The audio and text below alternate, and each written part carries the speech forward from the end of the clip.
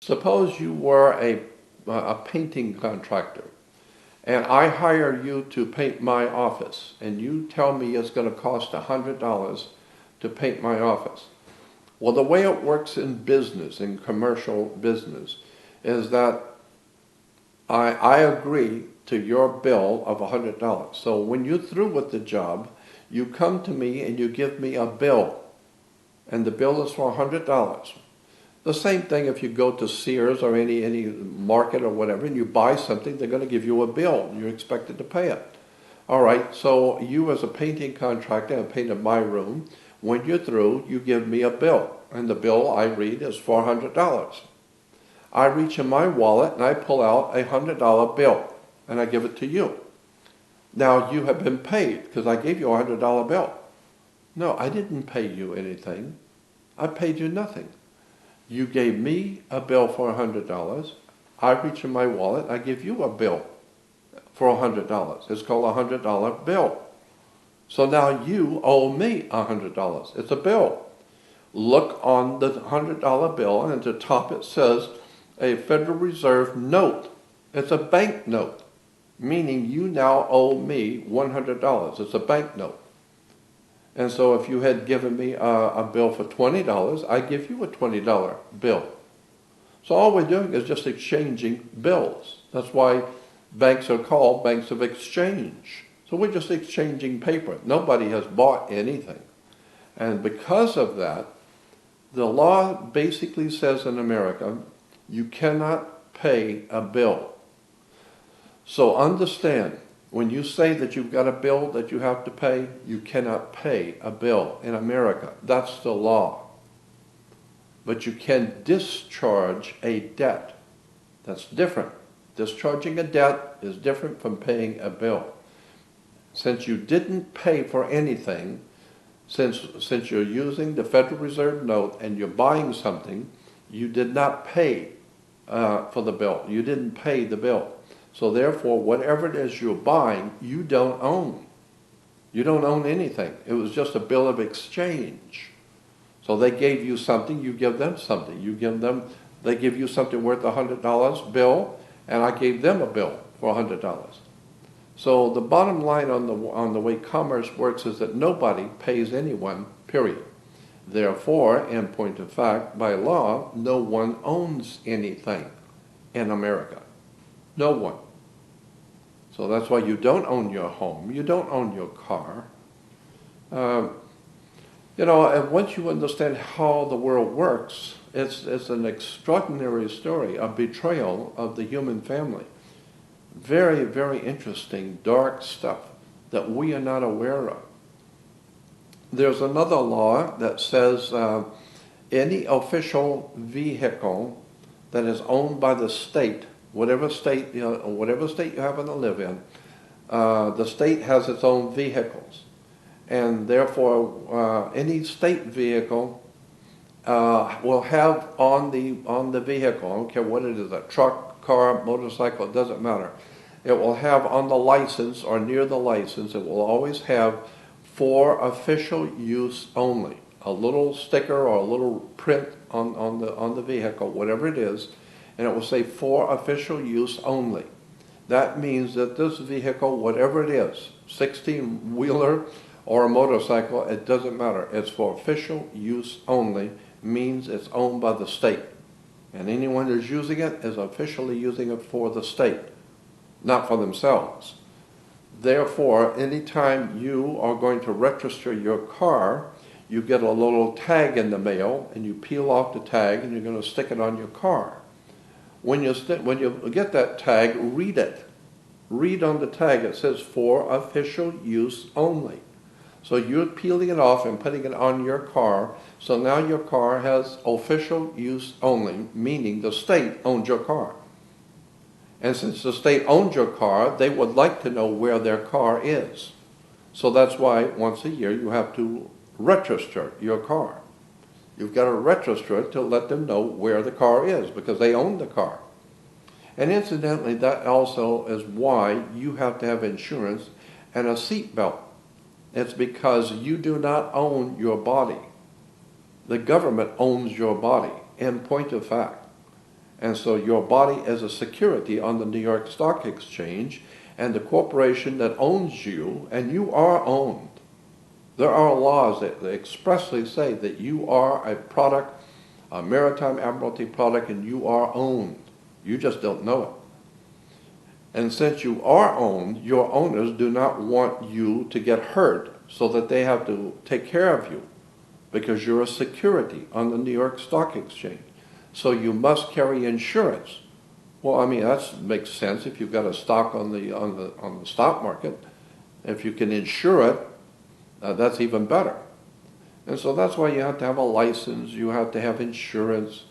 You can't get married without a license, because everything in our life is a business. Getting married is a business. That's why you have to have a license to get married. The word license simply means a permit to do something, which without that permit is unlawful. Therefore, is totally unlawful for you to in any way, shape, or form have any relationship with a male or a female intimately without a license. So that's why you have to have a license to get married. Our life is a business. Getting married is a business. That's why you have to have a license to get married. The word license simply means a permit to do something, which without that permit is unlawful. Therefore, is totally unlawful for you to in any way, shape, or form have any relationship with a male or a female intimately without a license. So that's why you have to have a license to get married. Why? It's because you are considered by law a maritime admiralty product. It's a very big story, very, very deep, and most people have never heard such a thing. But the bottom line is, what I'm telling you is absolutely true. All you have to do is just start reading a little bit about how commerce works, how government works, how banks work. It's a fascinating story about how the world in no possible way works the way you think it does. So all I'm suggesting is that you might want to, for the first time in your life, start thinking seriously about where you're going and where your country is going, and what's going to happen to your children and your grandchildren when you wake up one day to discover your freedoms are gone, your country is gone, your protections that were guaranteed to you as a citizen are gone. We are going to be in very serious trouble because we are ill-informed, unread, undisciplined, and have been taught to bow down and curtsy before royalty. We fall all over ourselves with celebrities, and all we understand anymore is the ball games and the sports and entertainment. But nobody is suggesting that we might want to start reading the foundations of this country, begin to read and understand how government really works. Once you begin to see how a bank works, why do you have a bank? Why do we do any banking? Banks are found on both sides of a river. They're called river banks. What does a river bank do? It directs the flow of the currency, because your money is called currency, because it's a ebb and flow of a current. And it's called liquid asset.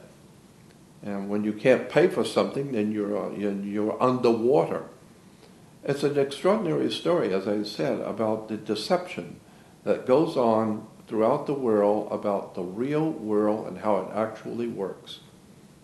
So all I'm suggesting is that you might want to take some time out of your life and start looking at the reality of the world you live in, because the world is growing more and more dangerous, more and more ignorant, and extremely violent. And unless and until the people rise up and decide to take back their sovereignty and do something about their lives and quit waiting for government to do something, because in America, we Americans love to talk about how we have the ability to elect our leaders. We're big on talking about how we can elect our leaders. But as Dick Gregory once said a long time ago, yes, we can elect our leaders, but you can't select your leaders. You don't select anyone. Your masters who own you will select who will run. You can merely vote on whoever they decide to allow you to vote on. Now, the only way that people are going to learn anything is by fellow communication, people communicating with other people, learning from other people, and passing that knowledge on. That's the way the human race educates itself. That's the way we have grown. That's why people like myself are referred to as researchers.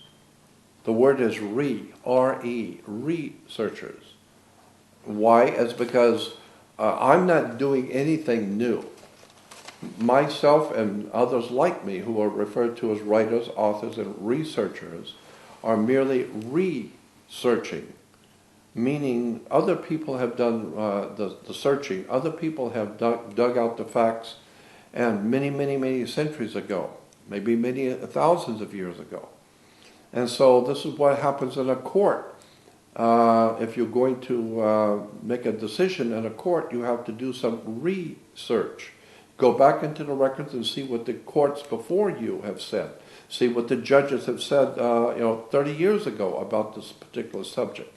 So what you're doing is you're researching. Do it again. And so today, the way young people need to understand is that there's knowledge out there that you haven't been given. And you need to research that knowledge. And the way it's done is very simply, you don't confront authority. Just go to the library, and especially today with the technology that exists on the web. All you have to do is go on the web and start researching words and terms and symbols and how government works. Where do religions come from? Where do the religious ideas that we espouse and the things that we talk about in Christianity and Judaism and Islam, where do these ideas even come from? How did these great religious movements get started? And where does the money come from? And what is the connection between religion and governments today? The other day I had some friends telling me about that they had to go to court. And I was thinking, why does anyone go to court? Why do you have to go to court? What does that mean when you say you have to go to court? Now, you play basketball on a court. You play tennis on a court. How do you play tennis on a court? You play with a racket, okay? So you need to understand words and terms are very important in law. When you go to a court, why do you go to court? Well, the whole idea in a court is a game. Like I said, basketball or tennis is a game. And so on each side of the court is a team. You have one team of lawyers and another team of lawyers. And so the whole idea in a court is to put the ball back in the other guy's court. Simply meaning the judge is the referee. The judge wears a black robe. Black robes mean something. You need to understand that a black robe actually means something symbolically. This is why black robes, judges wear black robes, rabbis wear black robes for the same reason that Dracula wears a black robe and Darth Vader wears a black robe.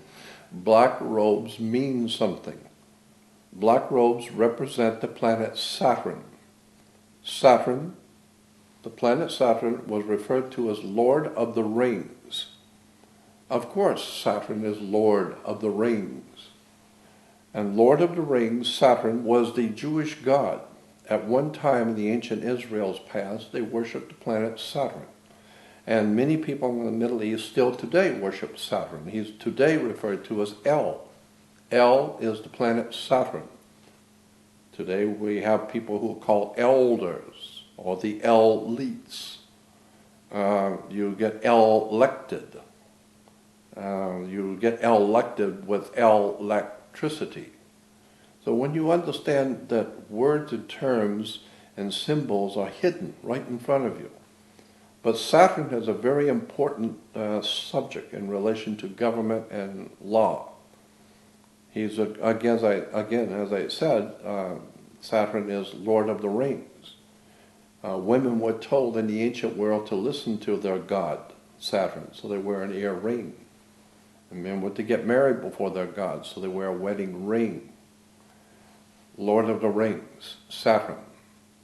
The Jewish people, as I said, still do honor the planet Saturn. And the old Phoenician language, and one of the ancient languages of the world, the old Phoenician language, the planet Saturn was spelled Shabbat, S-H-A-B-B-A-T-H, Shabbat. Shabbat was a Phoenician spelling for the planet Saturn. So therefore, if you are worshiping the planet Saturn, or Shabbat, the day that you set aside to worship him is called the Sabbath, because you're worshiping Shabbat on the Sabbath. And so today, Hebrews throughout all the world also still show their respect for the planet Saturn, their God, Yahweh, Jehovah, Saturn, El. It's all the same thing. And so this is why sundown Friday to sundown Saturday is the Jewish day, Saturn's day. So they worship Saturn on Sabbath, Shabbat. Sabbath day is on Saturn's day. While of course the Christians are worshiping God's Son, the light of the world, on Sunday. This is a very big subject when you get into theology and religion and the words and the terms, and you begin to understand that Islam, Judaism, and Christianity are nothing more than fronts for a religio-political system that's been in operation on the earth for thousands of years. So, when you're going to court, just remember court is a game. The whole idea is to put the ball back in the other guy's court. It's really a fascinating symbol, especially the black robe, as I said, in relation to religion and in relation to courts. Why do the judges wear black robes? Why do rabbis wear black robes? All has to do with the planet Saturn. Do some research on the sacred cube, C-U-B-E, the sacred cube of Saturn. The black square, this is why the Jews wear the little black square on their forehead. That's a symbol for the planet Saturn. Incidentally, the Star of David is, of course, a hexagram. And on the planet Saturn, on the North Pole, is a hexagram. A lot of people don't know that. Go on the web and just look for Saturn's hex, or the hex on Saturn, and you will see a large hexagram, far, far bigger than the Earth could ever be. A large hexagram on the North Pole of Saturn. Fascinating symbolism right in front of you. We've known for many years that this hexagram was on Saturn. Hexagrams we call today the Star of David. No, the Star of David is a hexagram, and the hexagrams always represented in the ancient world the planet Saturn. So this is why the Jews still worship Saturn on Shabbat or Sabbath. Important symbolism in religion connecting to the ancient secret societies coming out of the Middle East. Religion, politics, and commerce are the three legs that hold up the stool that holds the earth together. The earth today is run by religion, politics, and money. It's all one game. Words, terms, and symbols, religions, finance, it's all one game. And as I told you before, the business of living has to do with boats and ships, has to do with water. And this is why you are encouraged to become you're encouraged to become a part of our citizenship. You have a sportsmanship, a courtship, a scholarship. It's always dealing with ships. And so I would say in conclusion that what you need to do is open your mind. Your mind is like a parachute. It doesn't work if it's not open. So you need to open your mind and understand that there's so much you've never been told about the world you live in. The world is not what you think it is, and nothing operates the way you think it does. I have been for the past 53 years fascinated with the world of the occult. The very word occult simply means hidden. It doesn't imply anything's evil or bad. The word occult simply means hidden. And at a very early age, I began to discover that so much of what we really need to know about life has been hidden from us. And so, as I said, back in 1959, I became very interested in the world of the occult as it applies to, or the hidden world as it applies to politics and religion. And within the past 25 years, I have begun to look at the occult or hidden world of commerce and how banks and government works. The one thing I will say that the past 50 years has given me is I would say that nothing in this world works the way you think it does. Nothing. Governments do not operate the way you think they do. Banks do not do what you think they do. The police department is not here for what you think it is. Nothing in your world works the way you think it does. There's a far higher, bigger picture going on the earth for at least 7,000 years of human history that we modern day people really just don't relate to. All we know is what we live with today, but never suspecting that the institutions of power, banking, education, the military-industrial complex of the world has taken hundreds of years to develop. And over these last hundreds of years, great governments have come into being. Our great country of America, the United States of America, which was the first time on the history of the earth that a people rose up to demand their freedom and impacted the whole world. Because there's never been a time, I don't care when you look back and how far back you go into history, never been a time when the people of any country have ever raised up to declare their freedom. It's never happened. And that's what made America so interesting and so provocative back in the 1800s, is that Americans decided they wanted to be free. So what a clever idea that was. No one had ever tried that before. And of course, when you are a slave, and you are considered to be a slave, when you declare yourself to be free, you're going to make some enemies. And you're going to terrorize your masters who thought they owned you. So now you're going to be a terrorist. And they are now able to kill you because you're a terrorist. Why? Because you have terrorized your masters who thought they owned you. And now they see that the slaves are deciding to revolt and don't want to be owned anymore, and they want to be free, and so there was a war. We call it the Revolutionary War, in which Americans decided they wanted to be free, and they wanted to be free at any cost. And so there was a great war that started in our country against our enslavers, which was Europe. Now, if you keep in mind that for at least 2,300 years, Rome has dominated Europe. First of all, obviously, under the Caesars of Rome.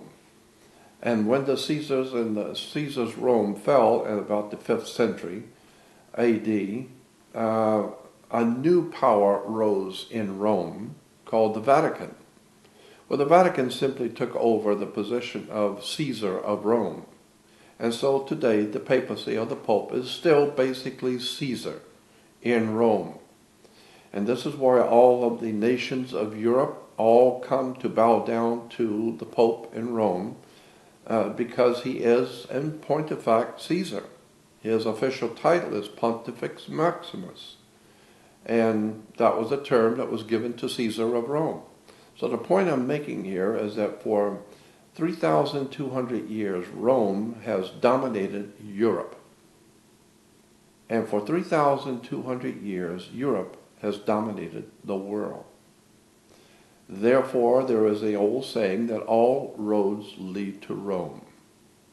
So when you begin to see the wars and the tragedies and the things that are going on in the world today, the corrupt politics, the lies and the deception and the wars and incredible things which we're seeing, that people are becoming more and more concerned and worried about what's going on the world scene and where are we going as a civilization, especially Europe now and America.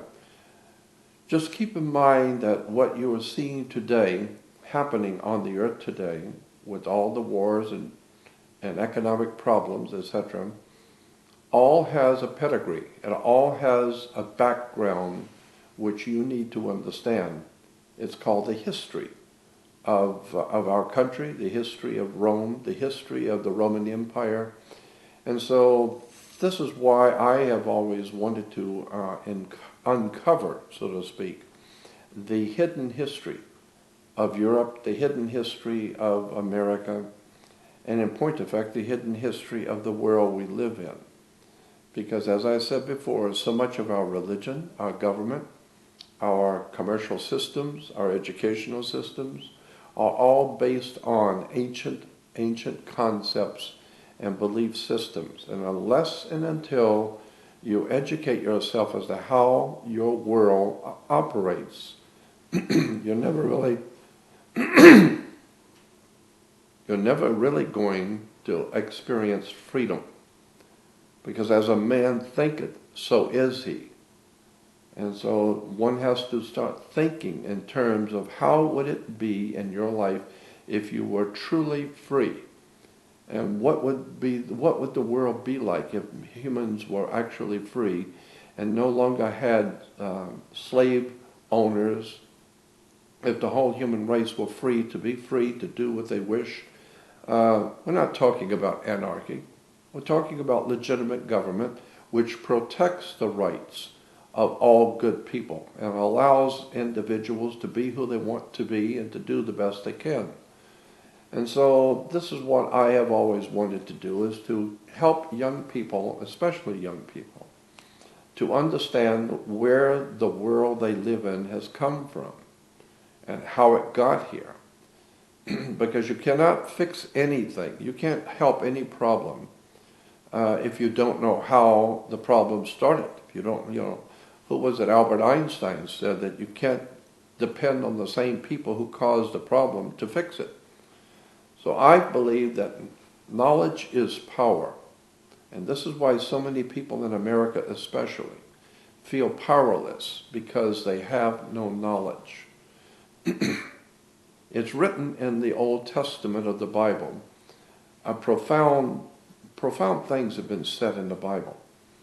For instance, it is written in the Old Testament that my people are dying from a lack of knowledge.